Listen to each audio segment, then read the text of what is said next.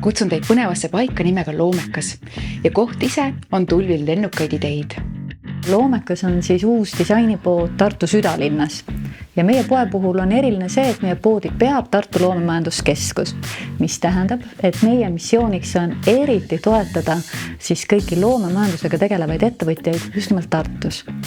Meie poes on väga palju erinevaid disainereid, neid on kokku ligi 50 ja nende seas on siis nii alustavaid ettevõtjaid kui ka juba väga kogenud tegijaid. Me peame väga oluliseks oma poes koostööd. Ma pean silmas seda nii disainerite omavahelist koostööd kui ka poe ja disaineri, ka klientide ja poe ja disaineri vahelist koostööd. Ehk et igasugune tagasiside meie klientidelt on väga oodatud ja jõuab otse disainerini.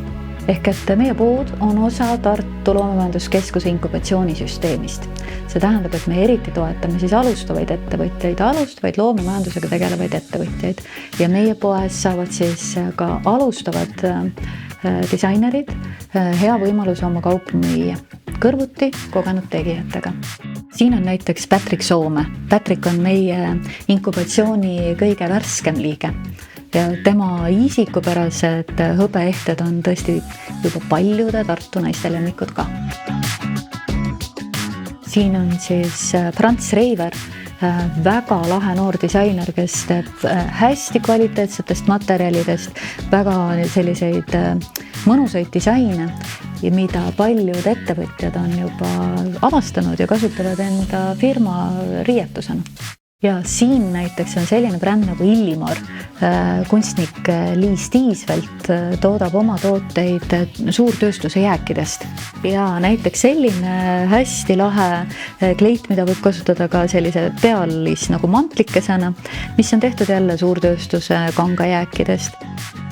Mina olen siis Tartu loomemajanduskeskuse inkubant ja tegin siia seinamaali ja mul on enda rõivabränd Peep Store. Koolitöö raames tegin siis Loomeka disainipoele reklaamvideo, kus tutvustame siinseid meie disainereid. Näiteks meeniti kudumid valmivad kõik Merino villast ja kogu tootmine toimub Tartus koha peal. Siretoti kudumeid võib kanda mitut moodi ning need on unisex. Ja nüüd ma näitan sulle ühte oma lemmikut. See on Redis, Kei Külaots. Ja Kei Külaots on nüüd selline disainer, kes ei tee maailma mitte ühtegi uut riideset juurde, vaid tema redisainib neid, mis on juba loodud. Alicia Vassina on jälle üks hästi tore bränd, sest Alicia kannab oma kunstiteosed, see on nüüd küll selline sinimustvalge vabariigi aastapäeva väljaanne, aga tõesti tema kannab julgelt oma maalid kleitidele. Siin leidub näiteks Tartu 2024 mertsi ning ootame huviga juba kultuuripealinna külalisi. Asume siis Küüni 4 Tartus Raekoja platsi läheduses.